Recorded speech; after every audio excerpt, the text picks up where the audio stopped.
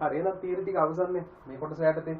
දැන් අපි උෂ්ණත්වමාන සම්බන්ධව උෂ්ණත්වය සම්බන්ධ හොඳ අවබෝධයක් තියෙනවා. දැන් අපි අරමුණ දැන් අපි යන්නේ ඊළඟ කාරණා. උෂ්ණත්වය ගැන ඉගෙන ගත්ත කියන්නේ දැන් අපිට යන්න තියෙන්නේ තාපය.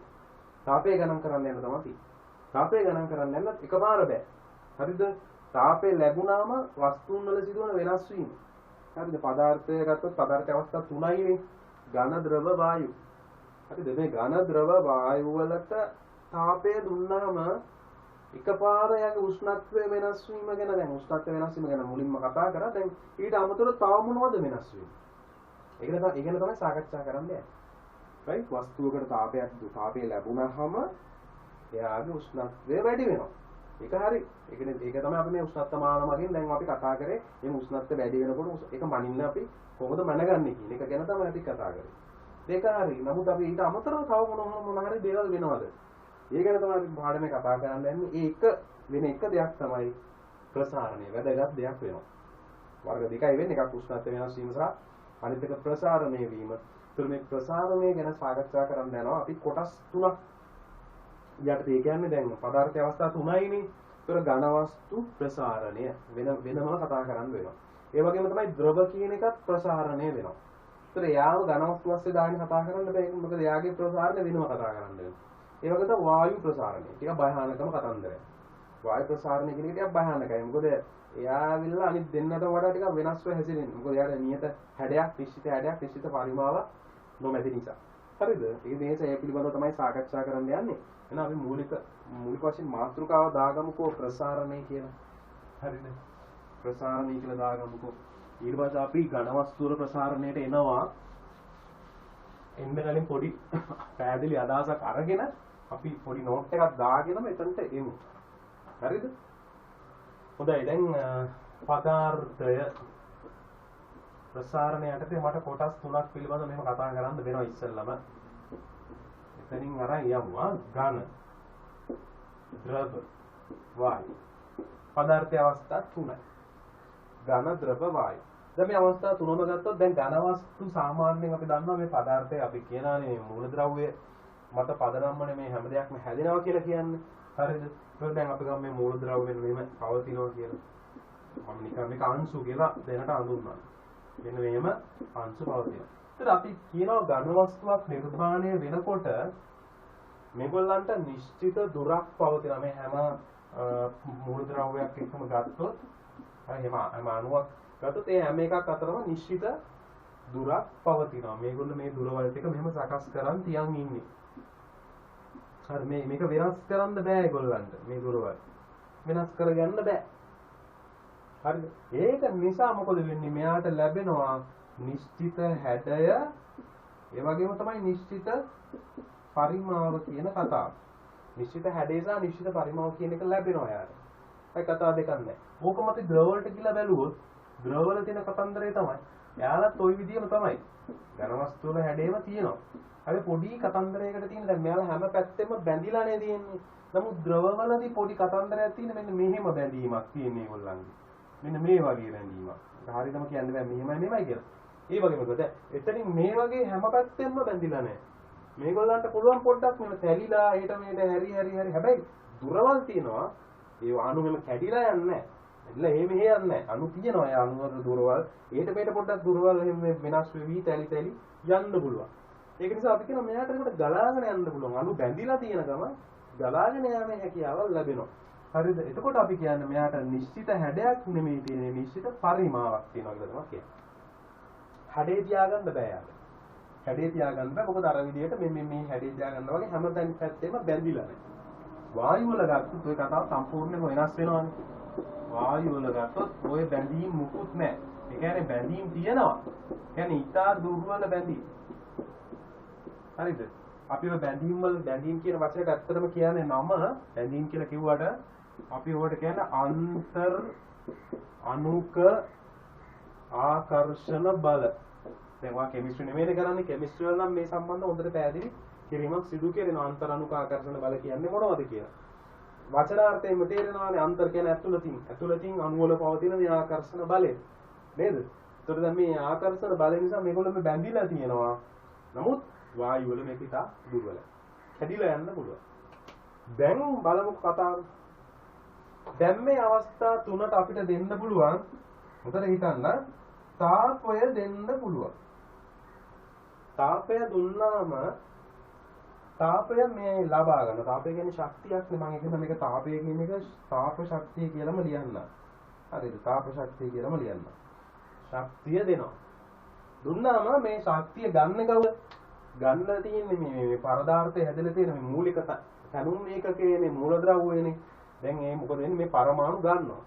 හරිද? මේ පරමාණු අරන් ඒගොල්ලෝ ඒක පෙන්වන්නේ නැහැ. ගත්තයි කියලා දැන් අපි මොකක් ඔන්චිල්ලාවකට කල්ලුවක් දානවා. නේද? දුන්නා මේක යා විභව ශක්තිය බවට පරිවර්තනය කරගන්නවා. මේ චාලක ශක්තිය විභව ශක්තිය කරගන්නවා. අන්න ඒ වගේ අපි මේ තාප ශක්තිය දුන්නා මේක ඇතුලේ මෙයා හදා ගන්නවා. එකක් තමයි මෙයා කරගන්න එක දෙයක් තමයි මෙයා එක කාරණාවක් කරනවා මේ අණු චලනය වෙන්න බෑනේ. මේ අණුවට චලනය වෙන්න බැරි වුණාට ඕනම උෂ්ණත්වයකදී මේගොල්ලෝ මෙන්න මෙහෙම කම්පණය වෙවි තමයි තියෙන්නේ. මම වෙන පාටකින් ඉදින්න මේගොල්ලෝ දෙපසට කම්පණය වෙනවා කියලා කියන්නේ මම. හරිද? ඒගොල්ලෝ එක එක විවිධ දිශා ඔස්සේ හැබැයි පිහිටුම වෙනස් කරගන්නේ නැතුව මෙන්න මෙහෙම කම්පණය වෙනවා. ඒතරම් එහෙම ভাইබ්‍රේට් වෙනවා කියලා කියන්නේ අපි ভাইබ්‍රේට් වීමක් සිදු වෙනවා. කම්පණය වීම. එතකොට දැන් උෂ්ණත්වය වැඩිපුර කියන්නේ තාපය වැඩිපුර දෙනකොට උෂ්ණත්වය නෙමෙයි සමා වෙන්නේ. තාපය වැඩිපුර දෙනකොට වෙන්නේ මෙයාලගේ මේ කම්පන චාලක ශක්තිය. කියන්නේ කම්පන ශක්තිය. කම්පන වෙනවා කියන්නේ චලනයක්නේ. කම්පන චාලක ශක්තිය වැඩි වෙනවා. කම්පන චාලක ශක්තිය වැඩි වෙනවා. ඒ කියන්නේ මේ දෙන තාප ශක්තියෙන් කොටසක් පරිවර්තන වෙනවා කම්පන චාලක ශක්තිය විදියට. කරන්දරේ පැහැදිලිද?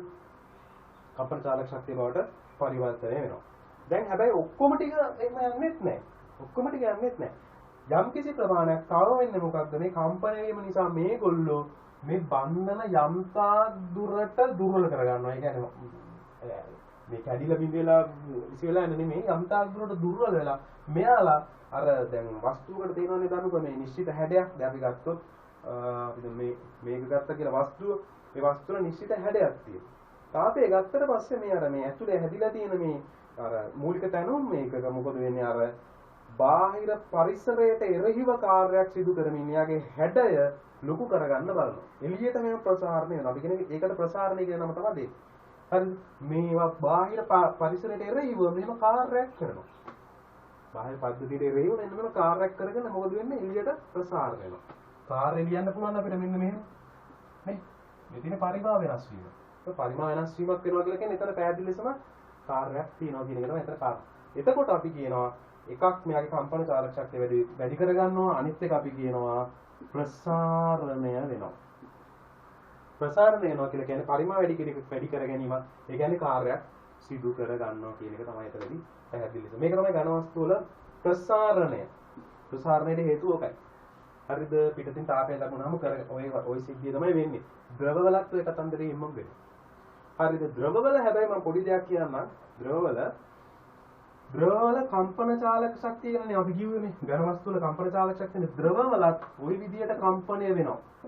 ওই විදියට කම්පණය වෙනවා. ඒතකොට ද්‍රවවල තියෙනවා කතන්දර දෙකක්. චාලක ශක්ති වර්ග දෙකක් තියෙනවා. එකක් තමයි කම්පන චාලක ශක්තිය. ඊට අමතරව එයාට තියෙනවා දැන් මෙයාට මෙහෙම චලනය වෙන්න පුළුවන් එහෙට මෙහෙට. මේගොල්ලෝ මේ එහෙට මෙහෙට යන්න හදනවා. කියන්නේ එහෙට මෙහෙට යන්න පුළුවන්. කම්පණය වෙන ගමන් එහෙට මෙහෙට යන්න පුළුවන් ඒගොල්ලන්ට. අපි කියනවා ඒගොල්ලන්ට රේඛීය චාලක ශක්තියකුත් පවතිනවා කියලා. අපි කියනවා රේඛීය චාලක ශක්තියකුත් පවතිනවා. ඒ කියන්නේ ලබා දෙන තාප ශක්තියෙන් කොටසක් කම්පන චාලක ශක්තිය විදියට කොටසක් රේඛීය චාලක ශක්තිය විදියට සැපේන නිසා යම්කිසි ප්‍රමාණයක් තමයි ප්‍රසාරණයට ලක් වෙන්නේ. ඒ කියන්නේ ද්‍රව ප්‍රසාරණයට වඩා ඉක්මනට ඝන වස්තු ප්‍රසාරණය වීම අපිට දැක ගන්න ලැබෙනවා. මොකද කොටසයි යන්නේ කම්පන චාලක ශක්තිය විතර ඔක්කොම ප්‍රසාරණයට යන්නේ. මෙතන එහෙම නෙමෙයිනේ. මෙතන කම්පන චාලක ශක්තියක් දැනවා රේඛීය චාලක ශක්තියක් දැනවා. ඊටු ටික තමයි ප්‍රසාරණයට යන්නේ ද්‍රවවලදී. ඒ ටික ඉස්සෙල්ලා අපි ඔළුවට දාගෙන යනවා. ඊට පස්සේ වායු වල ගත්තොත් වායු වල තවත් කතන්දරයක්. මොකක්ද ඊළඟ කතන්දරය? වායු වල ගත්තම මෙතනින් ලියන්න. වායු වල අණු කම්පන චාලක ශක්තිය තියෙනවා. හරිද? වායු අණු වලට කම්පන චාලක ශක්තියක් තියෙනවා. රේඛීය චාලක ශක්තියක් තියෙනවා. ඒ විතරක් නෙමෙයි. ඒගොල්ලන්ට අර මෙහෙමවත් බැඳිලා නැහැ. මෙහෙමවත් අල්ලගෙන බැඳිලා නැහැ. ඒගොල්ලන්ට කැරකෙන්නත් පුළුවන්. ඒකට මේකට කැරකි තමයි චලනය වෙන්නේ. එතකොට මොකද වෙන්නේ? ඒගොල්ලන්ට භ්‍රමණ චාලක ශක්තියක් තියෙනවා. ඉතින් බලන්න එයාට ලබා දෙන තාප ශක්තිය මේ ආකාරයේ තුනකට යන්න ඕනේ. තුනකට කියලා ඊටු ටික තමයි ප්‍රසාරණයට හේතු වෙන්නේ. ප්‍රසාරණයක් සිදු වෙනවා යාගේ. ඒතර ওই විදිහට අපිට ගත්තොත් ඝන ද්‍රව වායු කියන අවස්ථා තුනේදීම මේ විදිහට ලබා දෙන තාප ශක්තිය එයාලගේ අන්තර්මුඛ ආකර්ෂණ බලවල ප්‍රබලතාවයේ මත තීරණය වෙනවා කොහොමද ඒගොල්ලන් බෙදිලා යන්නේ කියලා. කොහොම නමුත් මේ අවස්ථා තුනටම පොදු කාරණාව තමයි ප්‍රසාරණය කියන එක. පොදු කාරණාවක් තමයි ප්‍රසාරණය. තව පොදු කාරණාවක් තමයි කම්පන චාලක ශක්තිය. හරිද? පැහැදිලිව තේරුම් ගන්න කාරණා තුනක් මේ කාරණා දෙකක් තියෙනවා පොදු වෙන එකක් කම්පන චාලක ශක්තිය අනිත් එක ප්‍රසාරණය කියන එක. එතකොට මේ කම්පන චාලක ශක්තිය කියන එක ප්‍රධාන වශයෙන්ම හේතු වෙනවා මේ අන්තරන් කියන සමානයි. උෂ්ණත්වය තීරණය කරා. මේ වස්තුවේ උෂ්ණත්වය කියන එහෙම නැත්නම් අපි කියන අවේකට අභ්‍යන්තර ශක්තිය කියලා. හරිද? අභ්‍යන්තර ශක්තිය තීරණය කරන්නේ මේ කම්පන චාලක ශක්තිය කියන එක ප්‍රධාන වන නිසා අපි කියන වස්තුවේ උෂ්ණත්වය තීරණය කරන්නේ අන්නේ කියන චාලක ශක්තියින් ටික. හරිද? ප්‍රසාරණයට කොටසක් යනකොට ඉතුරු ටික තමයි වස්තුවේ උෂ්ණත්වය තීරණය කරන්නේ. ඔක තමයි කතන්දරය. ඔච්චරයි. ඔය ටික තේරුම් ගන්න පුළුවන්. ඒතර අපිට පුළුවන් වුණොත් වස්තුවක මේ කම්පනීය චාලක ශක්තිය නැති කරගන්න ඝන වස්තුවක මේ මූලද්‍රව්‍ය පරමාණු වල කම්පන චාලක ශක්තිය නැති කරගන්න. ඒතර අපිට පුළුවන් එයාගේ උෂ්ණත්වය වෙනස් නොවි යට තාපය සපයන්න. ප්‍රසාරණය විතරයි අපි දකින්නේ. හරිද? කම්පන චාලක ශක්තියක් ඇති කරන්නේ නැහැ. එයාගේ එහෙම කම්පන චාලක ශක්තිය වෙනස් වීමක් සිදු කරන්නේ නැතුව අපි යට තාපය ලබා දුන්නොත් අපි දකින්නේ එයාගේ උෂ්ණත්වයේ කිසිදු ආකාරයක වෙනස් නොවි ප්‍රසාරණයක් සිදු වෙනවා විතරයි අපි දකින්නේ. හරිද? ඒකට හොඳම උදාහරණයක් තමයි ජලය අයිස් වෙන අවස්ථාව. ජලය අයිස් වෙනකොට සෙල්සියස් බිඳුවේ ජලය සෙල්සියස් බිඳුවේ ඝන අයිස් බවට පත් වෙනකොට හොඳටම දකින්න නැති හොඳටම දැකලත් ඇති උදාහරණයක් විදිහට ඒක උෂ්ණත්ව වෙනස් වීමක් සිදු වෙන්නේ නැහැ සෙල්සියස් බිඳුවෙන් පවතිනකොට අයිස් මොකද වෙන්නේ ප්‍රසාරණයට ලක් වෙනවා. හරිද? ඒ වුණත් ඒ වෙලාවේ තාපය අවශෝෂණය කරගන්නවා නේ තමයි. ජලය සෙල්සියස් බිඳුවේ අයිස් වලට යනකොට ජලය පිට කරන එක. තාපය පිට කරන එක කරන්නේ. එතන මොකද වෙන්නේ? අතනදී ප්‍රසාරණයක් සිදු වෙලා තියෙනවා. අයිස් ප්‍රසාරණයට ලක් වෙනවා. අන්න ඒ වගේ කතන්දර කීපයක් ඔය වගේ පැහැදිලි කරගන්න පුළුවන්. හරිද? දැන් එතකොට දැන් අපි මේ කතා කරන්න යන ප්‍රසාරණය සම්බන්ධව මේ මූලික කාරණා තමයි මම මේ පැහැදිලි කිරීම සිදු කරගත්තේ. අපි ඔක් කෙටියෙන් සටහන් කරගමු. හැබැයි අපි මේ කතා කරන ප්‍රසාරණය අපි කිව්වා වගේ අවස්ථා විපර්යාසය ඇතුළත සිදු වෙන එකක් වෙන්නේ. ඒ කියන්නේ අවස්ථා විපර්යාසය කියලා කියන ඝන, ද්‍රව, වායු කියන අවස්ථා විපර්යාසයන් සිදු වෙනවානේ. ඒක ඇතුළේ අපි ඝනවලදී සිදුවෙන ප්‍රසාරණය ගැන කතා කරනවා. ද්‍රව නම් ද්‍රවවලදී, වායු නම් වායුවලදී. ඒ ඇතුළේ අවස්ථා විපර්යාස සිදු වෙන්නේ නැහැ. ඝන ඉඳලා ද්‍රව වලට යන එකක් අන්න එහෙම අවස්ථා විපර්යාස සිදු වෙන අවස්ථාවල නැතුව ඝන නම් ඝන වස්තු වල ප්‍රසාරණය. ද්‍රව නම් ද්‍රව වල ප්‍රසාරණය. වායු නම් වායු වල ප්‍රසාරණය. එන තමයි කතා කරන්නේ. අවස්ථා විපර්යාසය සම්බන්ධ වෙනම අපි පාඩමක් තියෙනවා. හරි. ඔක තමයි එහෙනම් මූලිකම කතන්දරය. අපි ওই ටික කෙටියෙන් සටහන් කරගමු. ඔයාලට පොඩි නෝට් එකක් මේ විදිහට ඕනනම් දාගන්නත් පුළුවන් වෙයි. හරි? සටහනක් දාගන්නකො මෙන්න මෙහෙම කෙටියෙන් දාගමු. ලියා ගන්න. පදාර්ථයේ ඝන, ද්‍රව සහ වායු අවස්ථා තුන සැලකීමේදී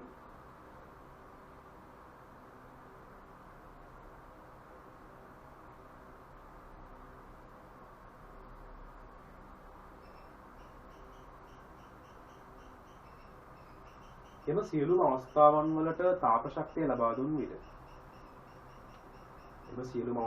වලට තාප ශක්තිය ලබා දුන් විට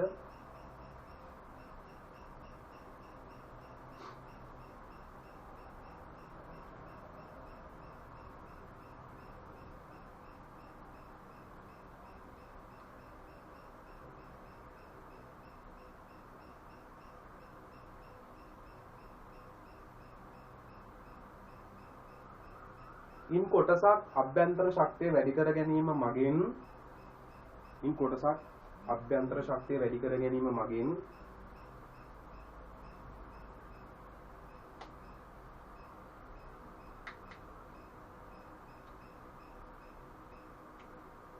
උෂ්ණත්වය වෙනස් කර ගැනීමට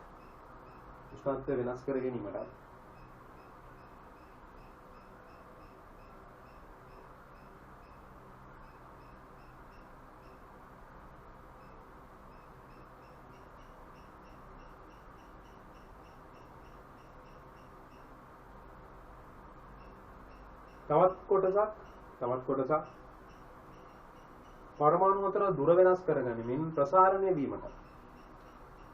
පරමාණු අතර දුර වෙනස් කර ගැනීමෙන් ප්‍රසාරණය වීමට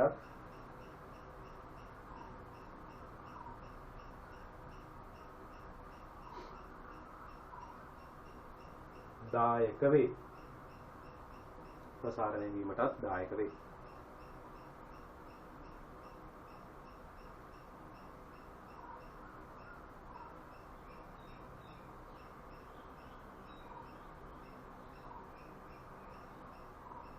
හරි.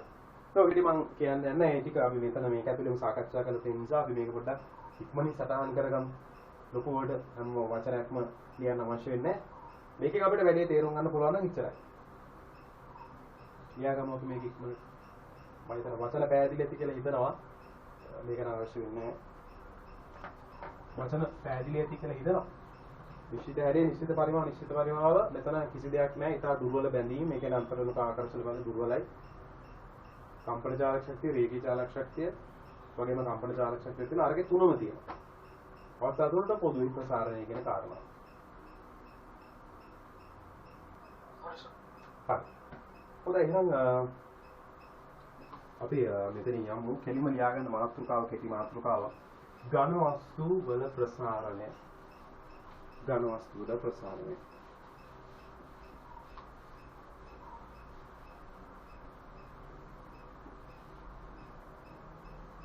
ඝන වස්තු වල ප්‍රසාරණය. හොඳයි දැන් මේක අර අපි අනිත් කාරණා දෙක සාකච්ඡා කරන්න යන්න කලින් මේක ටිකක් කතන්දරයක්. කතන්දරයක් කියලා කියන්නේ මෙයා ගැන අපිට අවස්ථා තුනක් යටතේ සාකච්ඡා කරන්න වෙනවා. දැන් ඝන වස්තුවක් ගත්තොත් අපිට ගන්න පුළුවන් ඝන වස්තුව මෙන්න මෙහෙමනේ ඝන වස්තුවක් කියලා කියන්නේ. ඝන වස්තුවක් ගන්න සාමාන්‍ය අපිට මෙහෙම සාල ගන්න පුළුවන් මේකට තමයි ඝන වස්තුවක් කියලා කියන්නේ. ඒතකොට දැන් මේ ඝන වස්තුව දිහා බැලුවොත් මේකේ තියෙන විශේෂිත කතන්දරය තමයි මෙයාට තාපය ලබා දෙනකොට මෙයාගේ ඇතුලේ තියෙන මේ පරමාණු වලින් හැදලා තියෙන මේ ව්‍යුහය මෙව මොකද වෙන්නේ මෙයා ප්‍රසාරණයට ලක් වෙනවා. හරිද? ප්‍රසාරණයට ලක් වෙනවා කියලා කියන්නේ මොකද්ද? ප්‍රසාරණ ලක් කරන හැම පැත්තෙම ප්‍රසාරණ ලක් වෙනවා. දැන් මෙතනින් ගත්තොත් මේ පැත්තෙන් විශාල වෙනවා, මෙහෙන් විශාල වෙනවා, මෙහෙන් මේ හැම පැත්තෙම මොකද මෙයා විශාල වෙන්න ඕනේ. මොකද ප්‍රසාරණය වෙනවා කියලා කියන්නේ හැම පැත්තෙම. මොනෝම හැම පැත්තෙම ප්‍රසාරණයකට ප්‍රසාරණයම දක්වන්න ලැබෙනවා. ඒතර පැහැදිලිවම ගත්තොත් බලන්නකො මෙයාගේ එකක් තමයි මාන ගත්තොත් මෙයාගේ දීඝ ඒ කියන්නේ අපි මෙහෙම දීඝ උස්ස පළල ඔන්න අවස්ථා කීපයකම හරි දීඝ පළල උස්ස කියලා ඔන්න අවස්ථා තුන ගත්තොත් දැන් මෙයාගේ දීඝත් වෙනස් වෙනවා පළලත් වැඩි වෙලා තියෙනවා උස්සත් වැඩි වෙලා තියෙනවා. ඒතර එහෙම ගත්තොත් පැහැදිලි ලෙසම මෙයාගේ මේ දිග මූලික වශයෙන් කාරණාවක් අපි දිග කියලා කියන්නේ. හරිද? ඒතර මේ දිග වෙනස් වීම සිදු වෙලා තියෙනවා. පළල උස කියලා ගත්තොත් මේ දිගක් නේ අපි මෙතනදී මනින්නේ. ඒතර පැහැදිලි ලෙසම මේ දිග කියන එක වෙනස් වෙලා තියෙනවා අපි දකිනවා. ඒ වගේම දැන් මේ දිගයි පළලයි එකතු වෙලා එන මේ වර්ගඵල කොටස තියෙනවානේ. ඒතර මුලින් තියච්ච වර්ගඵලයට වඩා වර්ගඵලයක් වැඩි වෙලා. දිගත් වැඩි වෙලා පළලත් වැඩි වුණා කියන්නේ එතනින් වර්ගඵලයක් වැඩි වෙලා තියෙනවා කියන අයිඩියා එක එනවා. ඒ වගේම දිගයි පළලයි උසයි තුනම ගත්තාම පරිමාව වෙන්නේ. මේ තුනම වැඩි වෙනවා. ඒ කියන්නේ පරිමාවත් වැඩි වෙනවා. ඒතර මේක පැහැදිලිවම ගත්තොත් හැබැයි මේ තුනම සම්බන්ධයි. දිගත් එක්ක තමයි වර්ගඵලය සම්බන්ධ නැහැ. දිග වැඩි කිරීම පළල වර්ගඵලය. ඒතර වර්ගඵලයත් එක්ක උස වැඩි වුණාම පරිමාව හැම එකක්ම රිලේෂන් එකක් තියෙනවා. පොඩි කනෙක්ෂන් එකක් තියෙනවා. හරිද? ඒතර මේ කනෙක්ෂන් එක සම්බන්ධව අපි සාකච්ඡා කරන්න යන අවසානයේදී කියන්නේ මේක අපිට ඉස්සෙල්ලා මෙන්න මෙහෙම වර්ගීකරණය කරන්න පුළුවන්. කොහොමද එකපාර අපි මේ ප්‍රසාරණය ගැන කතා කරන්න යන්නේ නැතුව වස්තුවක් ගැන ගත්තොත් එයාගේ මේ දිගේ සිදුවන ප්‍රසාරණය අපි ඒකට කියනවා රේඛීය ප්‍රසාරණය ගැන කතා කරන්න පුළුවන් කියලා. දිගේ සිදුවන වැඩිවීම උෂ්ණත්වය සමාන තාපය ලබා දීම නිසා. හරිද? එතකොට එකක් කියනවා අපි එයාගේ රේඛීය ප්‍රසාරණය වෙනම කතා කරනවා. දිගයි පළලයි එකතු වෙලා යන වර්ගඵලය ගත්තොත් වර්ගඵලය වැඩි වෙනවා කියලා කියන්නේ මෙතන වර්ගඵල ප්‍රසාරණයක් ගැන කතා කරන්න පුළුවන්. අපි ඒකට කියනවා ක්ෂේත්‍රඵල ප්‍රසාරණය. එහෙම නැත්නම් වර්ගඵල ප්‍රසාරණය කියලා. හැබැයි රේඛීය ප්‍රසාරණය වර්ගඵල ප්‍රසාරණය කියන එකට සම්බන්ධයි. ඊළඟ කාරණාව පරිමා ප්‍රසාරණය. පරිමා ප්‍රසාරණය ගැන අපිට සලකන්න පුළුවන් ওই තුන් දෙනාම කියන එකට සම්බන්ධයි. ඒක තමයි අපි මුලින්ම සාකච්ඡා කරන්න යන්නේ. ඉතින් අපි ඒක නිසා ඉක්මනින් අපි සටහනක් දාගමු මේ සම්බන්ධව දාගෙන අවස්ථා තුන වෙන වෙනම සාකච්ඡා කරන්න යමු. රේඛීය ප්‍රසාරණය, වර්ගඵල ප්‍රසාරණය සහ පරිමා ප්‍රසාරණය සම්බන්ධ. හරි ලියාගන්න ඕනේ. ලියාගත්ත මාතෘකාවට ලියාගන්න මෙන්න මෙහෙම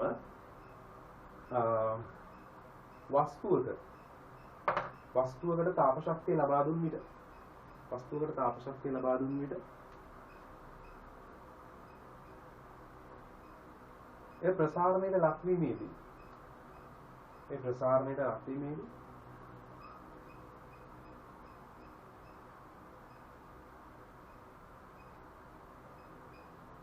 වස්තුවේ සියලුම මානයන් ප්‍රසාරණයට ලක්වන බැවින් වස්තුවේ සියලුම මානයන් ප්‍රසාරණයට ලක්වන බැවින්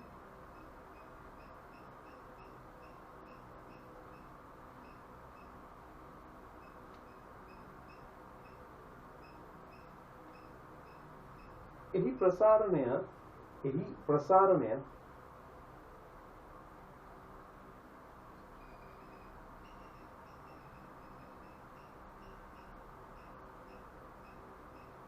රේඛීය ප්‍රසාරණය කමා රේඛීය ප්‍රසාරණය කමා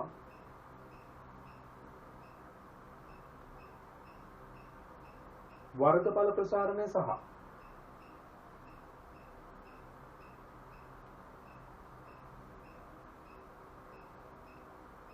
පරිමා ප්‍රසාරණය ලෙස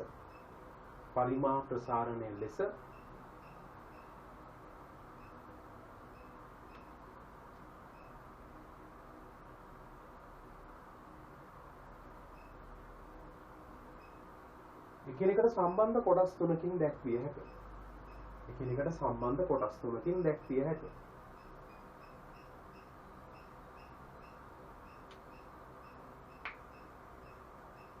එකිනෙකට සම්බන්ධ කොටස් තුනකින් දැක්විය හැකිය.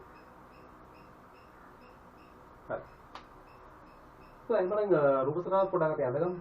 රූප සටහනක් අඳගමු.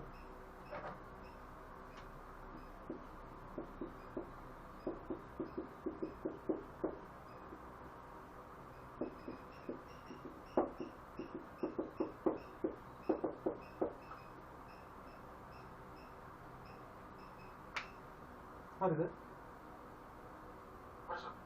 හරි. දැන් උතුරින් පස්සේ දැන් අපි කතා කරන්න යන්නේ මේ රේඛීය ප්‍රසාරණය, වර්ගඵල ප්‍රසාරණය සහ පරිමාණ ප්‍රසාරණය වෙන වෙනම ඝන වස්තු වල. හරිද?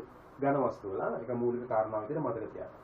දැන් මේ ඝන වස්තු වල කතාව කරන්න කලින් සාධාරණ නෑ එකපාර මේක මේ ඔළුවට දාන්න යන එක මේ අපි දන්නේ නැති දෙයක් කතා කරන්න යනවා වගේනේ අපි මේ එකපාර තියරි කොටස් ටික ඔළුවට දාන්න යන්නේ. නිසා මම පොඩ්ඩක් අපි මේ දැනට එදිනෙදා ජීවිතයේදී මේ ප්‍රසාරණය ඝන වස්තු වල ප්‍රසාරණය කියන එක අපි දැකලා තියෙන දේවල් සහ ඒවා පාවිච්චි කරන විදිහ පොඩ්ඩක් මතක් කරගන්න. හරිද? ඒක මාළුකෝ කතන්දරයක් නෙවෙයි. හැබැයි පොඩ්ඩක් මතක් කරගන්න. මේක මතක් කරගන්නේ ටිකක් වැදගත් නිසා. දැන් උදාහරණයක් විදිහට මේ ඝන වස්තු වල ප්‍රසාරණව ඕනතරම් දැකලා ඇති අහලා ඇති. ඔය කෝච්චි රේල් පාරක් යනනම් අපි දැකලා තියෙන අනන්තවත් ඒ රේල් පීරි දෙකක් අතර හැම වෙලෙම පොඩි හිදසක් තියෙනවා. පරතරයක් තියෙනවා. ඒ කියන්නේ මේ රේල් පීරිය හදාන්නේ මෙන්න මෙහෙමනේ. කනෙක්ට් කරන්න එපා. ඔක අලවන්න බෑනේ. ඒක අපි මොකද කරන්නේ? රේල් පීරි මෙන්න මෙහෙම තමයි කනෙක්ට් කරන්නේ. හරිද?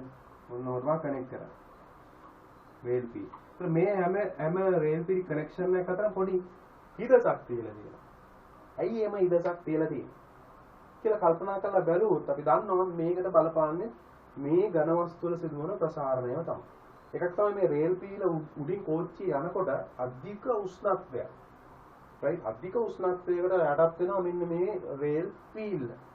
ඒතර මේ අධික උෂ්ණත්වය කියන්නේ අධික උෂ්ණත්වය කියන්නේ මෙතනදී ශක්තිය උමාරාවක් වෙලා මෙයාට තාප ශක්තිය ලැබෙනවා. උෂ්ණත්වයක් ඇති වෙනවා කියලා කියන්නේ මෙයාගේ අභ්‍යන්තර ශක්තිය වැඩි වෙලා අතන ඒක අනිවාර්ය ප්‍රසාරණයකුත් සිදු වෙනවා කියන්නේ. ඒතර මේ ප්‍රසාරණය සිදු වෙනකොට අපි මේක ෆික්ස් කරලා තිබුණා කියලා. ෆික්ස් කරලම වගේ තිබුණා නම් එහෙනම් මොකද වෙන්නේ අපිට දිග රේල් පීලි හදන්න බෑනේ මේ මෙතන ඉඳලා යාපනයට යනකම්ම අපි යාපනයේ ට්‍රැක් එක ගත්තොත් අපි දිග රේල් පීලක් හදන්න බෑ මේවා කනෙක්ෂන් නේ තියෙන්නේ කනෙක්ට් කරන්නට. ඒතකොට මොකද වෙන්නේ මේ විදිහට ප්‍රසාරණයට ඉඳ නැති වුණාම පිටපණින එක තමයි වෙන්නේ. හරිද? පිටපණින්න ඕන එහෙම නැත්නම් පැලීම් ඇති වෙන්න අර මොන හරි ඒ වගේ දෙයක් සිදු වෙන්නට ඕනේ. ඉතින් එහෙම නොවෙන්න වග බලා ගන්න තමයි මෙන්න මේ ප්‍රසාරණෙදි දෙදීලා මෙන්න මේ වගේ හිතසක් පවත්ත දැන්. එක උදාහරණයක් විතර ගන්න පුළුවන් නේ. තවම අපි ඕන තරම් ඕරල් කාලෙත් අපි සාකච්ඡා කරලා මේ විදුලි රැහැන් නැදීම සම්බන්ධ. දැන් මේක රේල් පීලක් යන මේ කෝච්චියක් යනකොට විතරක් නෙවෙයි සාමාන්‍යයෙන් රාත්‍රී කාලයේ සහ දහවල් කාලය අතර සිදුවන මේ උෂ්ණත්ව වෙනස් වීමත් එක්කත් මේ කාතන්දරයේ විදිහටම බලපාන. ඒක ගොඩක්ම බලපාන මේ විදුලි රැහැන් නැදීම වයර් වදිනකොට හරිද? පාරේ අපි ඇදලා දැකලා තියෙනවා වයර් හැම ඇදලා තියෙනකොට මේ දවල් කාලේදී ඒවා නිකන් අපිට හිතන්නේ මේගොල්ලෝ හරියට හදලා නැද්ද කියලා හිතනවා. ඒ කියන්නේ අපිට මේක ඇදලා හදන්න පුළුවන්. බොරුවට මේ දිග මෙච්චර තියලා තින්නේ. අපරාධ විතර කම්බි ටිකක් කියලා. එහෙම හිතෙන්න පුළුවන්. නමුත් රාත්‍රී කාලෙත් මොකද වෙන්නේ? සංකෝචනයට ලක් වෙනවා. උෂ්ණත්වය ඒ කියන්නේ තාප ශක්තිය යකින් අයින් වෙලා යනකොට මොකද වෙන්නේ? සංකෝචන වෙනවා. එතකොට මොකද වෙන්නේ? අර විදියට ඇදලා තිබුණොත් තවත් සංකෝචනය වෙන්න බැරි නම් කඩලා යන එක තමයි සිදුවෙන්නේ. හරිද? ඒක බලක් ගන්න තමයි මේ වගේ දේවල් සිදු වෙලා තියෙන්නේ. ඒතර අපි තව අපි දැන් වර්තමානයේ අපි ওই උදාහරණේ දකින්න අපි නමුත් අහලා තියෙනවා. ඔයගොල්ලන්ගේ දෙමෝපියම දැකලා ඉන්නේ අනිවාර්යෙන් මේ කතාව. ඔය කරත්ත රෝද වලට යකඩ මට්ටම ගහන විදිය ගැන අහලා තියෙනවා. කරත්ත රෝදෙටම සමානවම වගේ පොඩ්ඩක් අඩු වෙන්න. ලොකුවට අඩු කරන්නත් නෑ පොඩ්ඩක් අඩු වෙන්න. නූලට වගේ අඩු වෙන්න යකඩ මට්ටම හදලා මේක සෙට් කරන්න බෑ. හරි? සෙට් කරන්න බැරි නිසා ඕක රත් කරනවා. රත් කරලා තමයි සෙට් කරලා ඊට පස්සේ සිසිල් කරපුවාම ගාන්න මේක යකඩ මට්ටම සෙට් වෙලා එනවා. හරිද? ඒ වගේම තමයි අස්වල ආඩම් ගැහිම. අස්වල ආඩම් මේවත් අපි දැනට වර්තමානයේ දකින්නේ. ඒතර අස්සය ඇවිදිනකොට ගෙවෙන නිසා සාමාන්‍යයෙන් අස්සයක් ඇවිදිනකොට ගෙවෙන්නේ නැහැනේ. නමුත් අපි පාවිච්චි කරන අස්සය තාරපාරවල වගේ නිරන්තරයෙන් ඇවිදින්න පාවිච්චි කරන නිසා මොකද වෙන්නේ? ඒතකොට අස්සයේ කුර ගෙවෙනකොට අර විදිහට යකඩ මට්ටම සෙට් කරනවා. ඒතකොට ඒකත් මොකද කරන්නේ? අර විදිහට රත් කිරීමක් සිදු කළා තමයි මේ කුරේට මේ යකඩ මට්ටම ඒ ලාඩම සෙට් කරන්නේ. ඉතින් එතනදී පාවිච්චි කරන්නේ ධනවස්තු ප්‍රසාරණය. තව ද්විලෝහ පටිය සම්බන්ධව අයන් එකේ තියෙන කතන්දරේ. අයන් එකෙත් අපි පටි දෙකක් පාවිච්චි කරනවා. ඒ දෙදෙනාගේ ප්‍රසාරණ වෙනස්. එයාලට තාපය ලැබෙනකොට ලැබෙන තාපයත් එක්ක ඒ ලෝහ වර්ග දෙකක් ප්‍රසාරණය වෙනස්. එතකොට එක්කෙනෙක් වැඩිපුර ප්‍රසාරණය වෙනකොට අනිත් එක්කෙනා අඩු වෙයි. අතුල එක්කෙනා අඩුවෙන් මෙයා වැඩියෙන් නම් මෙහෙම මේ පැත්තට නැමෙනවා. නේ? එතකොට අර විදුලි ස්ත්‍රික්කේදී ඒක පාවිච්චි කරන ගොඩක් වෙලාවට ඒක පහසුයි තාපය ලැබෙනකොට වැඩි තාපයක් ලැබෙනකොට අර සම්බන්ධය ඉවත් වෙලා යනවා. එතකොට ආය එතනින් එයාගේ තාපය ලැබෙන එක විසන්දි වෙනවා. විදුලියේ සැපීම අඩු වෙලා යනවා. නැති වෙලා යනවා. ආය නැවත තාපය යාගෙන් ඉවත් වෙලා යනකොට සිරස් වෙනවා. ආය සම්බන්ධ වෙනවා. ඒක දිගින් දිගට මේ ක්‍රියාවලිය සිදු වෙනවා. ඒ ඔය වගේ අපිට උදාහරණ ඕන තරම් කියන්න පුළුවන්. මේ ඝනවස්තු ප්‍රසාරණය සම්බන්ධව. ඒක නිසා මම මේක දැන් තව උදාහරණයක් මම මතක් වෙච්ච නිසා කියන්නම්. ඔය කොන්ක්‍රීට් පාලම් මේ ටික දැන් මේ කාලේ හරි ජනප්‍රියනේ. මේ හයිවේස් හදනකොට ඔය කටුනායකේම හයිවේ එක බලන්න ගියාම අපි දකිනවා මේ කොන්ක්‍රීට් අර බේස් එක උඩ කොන්ක්‍රීට් කුට්ටි තියෙනකොට ඒ කුට්ටි අතර පොඩි ગેප් එකක් තියලා තියෙනවා. මේක එකටම ෆික්ස් කරලා නැහැ. හරිද? ඒ කුට්ටි අතර පොඩි ગેප් එකක් තියෙනවා. ඒකලත් යම් කිසි ප්‍රසාරණයේ බලපෑම තමයි මෙතනදී හේතු වෙන්නේ. ඒකට හේතු කරන් තමයි මේ ગેප් එක මෙතන තියලා තියෙන්නේ. ඔය වගේ අපිට උදාහරණ ඕන තරම් සලකන්න පුළුවන්. හරිද? ඒතර අපි උනත් යම් කිසි නිර්මාණයක් සිදු කරනකොට ඔය මේ කියන්නේ කාලගුණික විපර්යාසත් සලකලා බලලා ඝනවස්තු වල ප්‍රසාරණය කරත් අපි හිතන්නේ අපි සාමාන්‍යයෙන් දේවල් නිර්මාණය කරනකොට ඔය වගේ දේවල් ගැන හිතන්නේ නැහැ. හරිද? ඒක නිසා සමහර ලාවට සමහර ඉෂුස් එක අපිට නොතේරෙනවා. මේවා මේ කැඩලා බින්දලා යනවා. ඒ හේතුව අපි දන්නේ. හරිද? ඒ නිසා අපි මේ දේ සම්බන්ධව අවබෝධය තියෙන්න ඕනේ. ඒ සම්බන්ධව අපිට වඩා හොඳට අවබෝධය පැරණන්නන්ට තිබිලා තියෙනවා. හරිද? right. හොඳයි. එහෙනම් මේක මම ලියන්න දෙන්නේ නැහැ. ඔයා ලියන්න ඕන ඉක්මනට උදාහරණ කීපයක්. ලියාගන්න මෙන්න මේ සටහනක් දාන්න. ඔයා මට උදාහරණ 4-5ක් ඉක්මනට ලියලා ඉවරෙච්ච ගමන් කියන්න. හරිද? ලියාගන්න මේ ඝනවස්තු වල සිදුවන ප්‍රසාරණය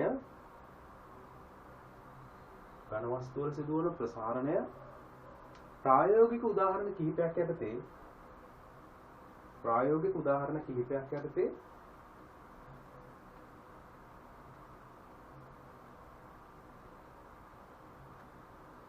පැහැදිලි කරගත හැකි වේ.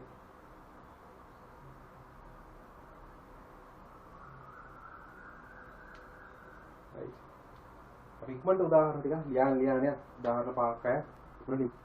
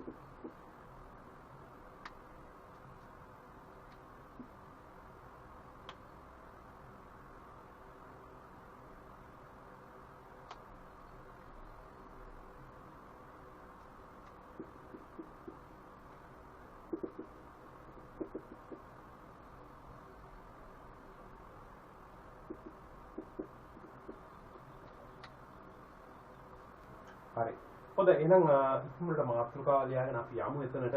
ලියාගන්න මාතෘකාව රේඛීය ප්‍රසාරණය කියලා ලියන්න පුළුවන්. මේක ඇතුලේ තියෙන රේඛීය ප්‍රසාරණ කියු ගමන්ම ඝන වස්තු වල රේඛීය ප්‍රසාරණය කියන කතාව ඇතුල් වෙලා තියෙනවා. මොකද ද්‍රව වල වායු වල රේඛීය ප්‍රසාරණය කියන එකක් අර්ථ නොදැක් වෙන නිසා. එහෙනම් ලියාගෙන රේඛීය ප්‍රසාරණය. එහෙම නැත්නම් ලීනියර් එක්ස්පැන්ෂන් කියලා කියනවා අපි. රේඛීය ප්‍රසාරණය.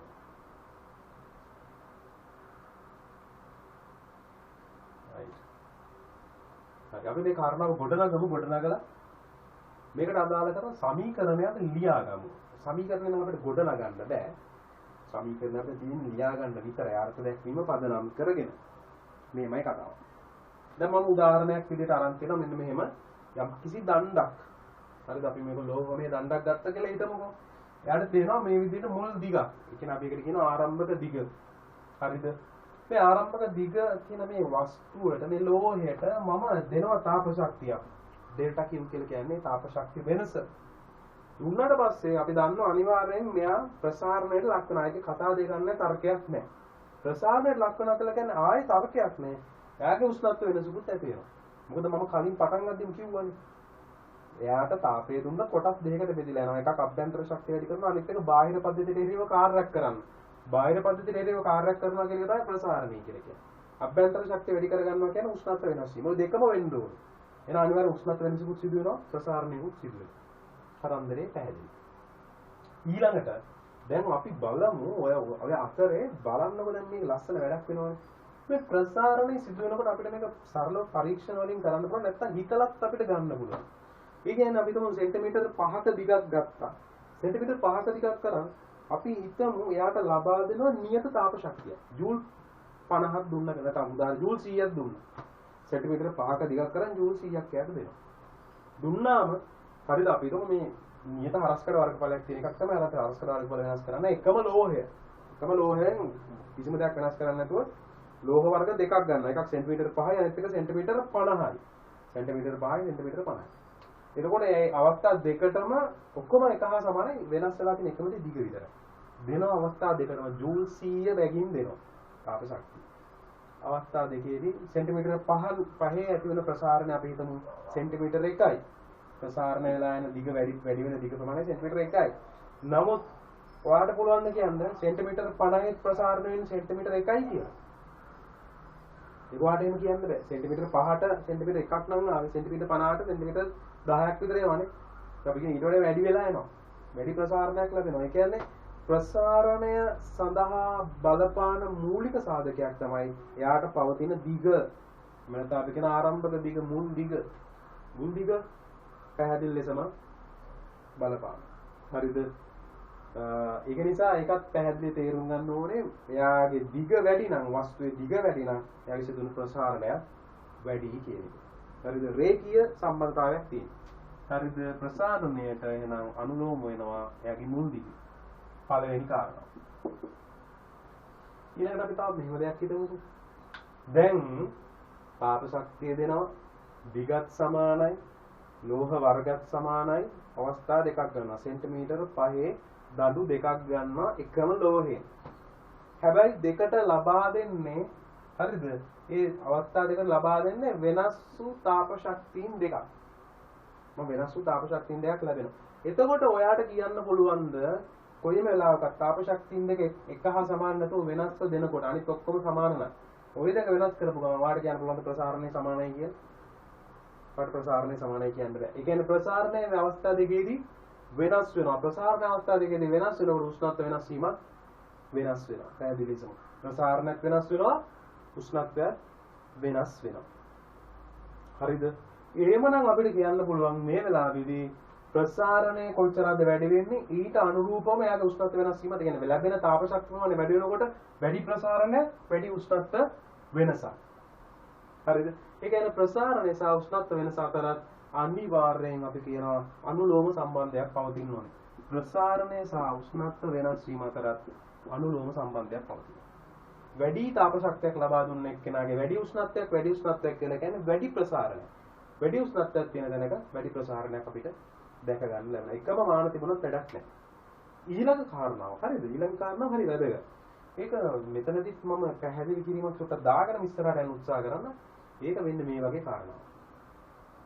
දැන් අපි ඒක විද්‍යුත් ක්ෂේත්‍රෙදි පැහැදිලි කරනවා, චුම්බක ක්ෂේත්‍රවලදී පැහැදිලි කරනවා. ඒ කියන්නේ මාධ්‍ය මත රඳාපවතින කියන ක්ෂේත්‍රයේ කතන්දරේ චුම්බක පාරගම්‍යතාවය, විද්‍යුත් ක්ෂේත්‍රයේදී සාපේක්ෂ මොනවාද මාධ්‍ය පාරවේද්‍යතාවය වගේ මාධ්‍ය මත රඳාපවතිනවා කියලා කියනවනේ ක්ෂේත්‍රය කියන කාරණා.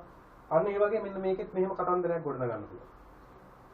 එකම දිග එකම තාප ශක්තිය දෙන්නේ. දිගත් සමාන එකම තාප ශක්තිය තමයි දෙන්නේ. ඒ කියන්නේ එකම උෂ්ණත්ව වෙනස් වීම තමයි ඇති වෙන්නේ. හරිද? මේ ඔක්කොම එකම ගානට තියලා ආවේ ලෝහ වර්ග දෙකක් ගන්නවා. ලෝහ වර්ග දෙකක්. එකක් ඇලුමිනියම් අනිත් එක තඹ ගන්නවා. ඒතර මේ දෙකට සමාන තාප ශක්තිය ලබා දුන්නොත් වැඩන්නේ මේගොල්ලන්ගේ අවස්ථා දෙකේ ප්‍රසාරණය වෙනස් වෙනවා. ඒකනේ දිවි ලෝහ පටි කියලා ද්වි ලෝහ පටි කියලා එකක් කතා කරන්නේ. නේද? එතකොට මේ දෙන්නාගේ ප්‍රසාරණ දෙක වෙනස්. ඒ කියන්නේ ලෝහ වර්ගයේ මත ප්‍රසාරණය වෙනස් වෙනවා. ලෝහ වර්ගයේ මත ප්‍රසාරණය වෙනස් වෙනවා. එතන ලෝහ වර්ගය තීරණය කරන්නේ එයාගේ පරමාණු වල හැදිලා දෙන සැකැස්ම.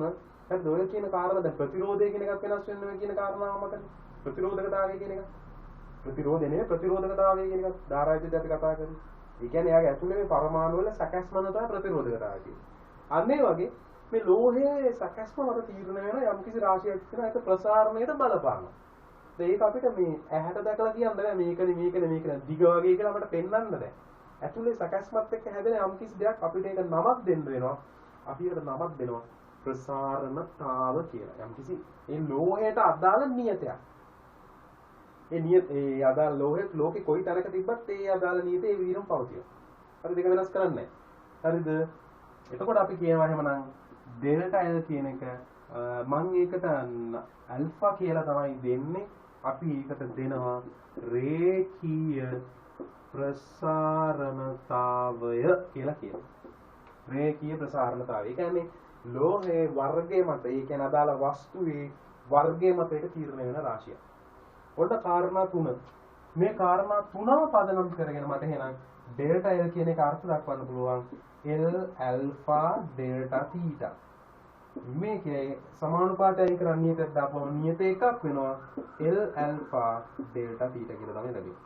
මෙන්න කතන්දරය. මේක තමයි ප්‍රසාරණය සම්බන්ධව මූලිකම කාරණාව පැහැදිලි කරන්න පුළුවන්. ප්‍රසාරණය කියන එක මුල් දිග මත, right, ලෝහයේ වර්ගය මත, ඒකේ සාමාන්‍ය ලෝහයක වස්තුවේ වර්ගය මත, ඒ වගේම තමයි උෂ්ණත්ව වෙනස් වීම මත පැහැදිලි ලෙස රඳාපවතින කියලා මේ සමීකරණේ තේරුම් ගන්න පුළුවන් වෙනවා. පැහැදිලිද මම මේ කියන කතන්දරය? පැහැදිලි නේද? හරි මේක මම හිතන ඕ ලෙවලත් කියලා දෙනවා නේද ඔයාලට? මේ සම්බන්ධව කාරණා. කියලා දෙනවා වගේ නේද? මතකයක් තියෙනවද? නෑ. කමන්නේ.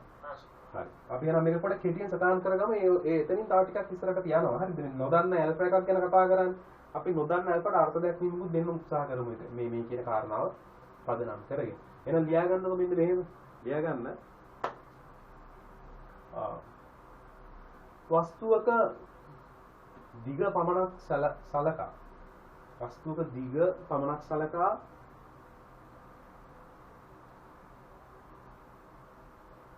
තාප ශක්තිය ලැබීමේදී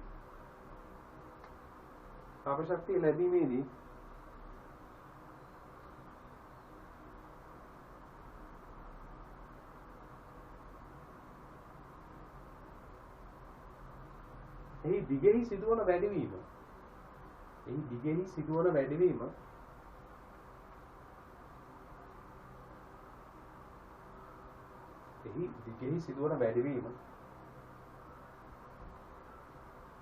රේඛීය ප්‍රසාරණය ලෙස හැඳින්විය හැක.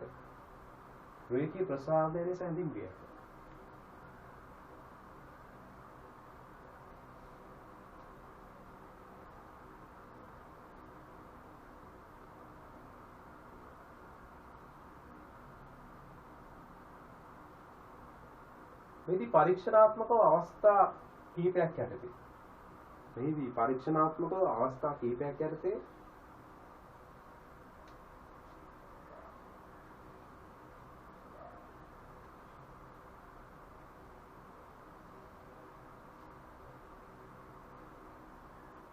එක් රාශියක විචලනයක් පමණක් සලකා රාශියක නිරීක්ෂණයක් පමණක් සලකා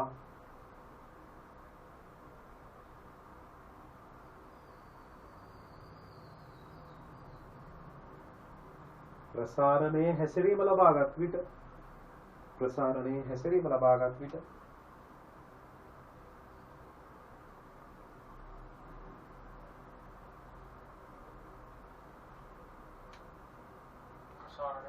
ප්‍රසාරණයේ හැසිරීම ලබාගත් විට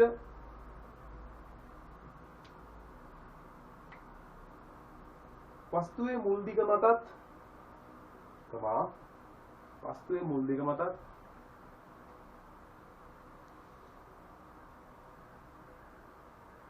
උෂ්ණත්ව අන්තරය මතත් උෂ්ණත්ව අන්තරය මතත්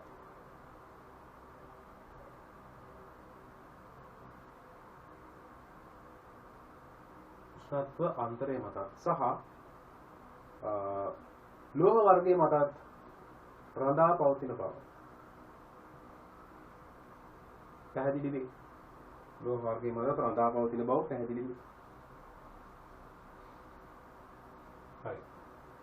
එතනින් පස්සේ රූප සටහන ඇඳගෙන මේ සමීකරණය දක්වා එන්න.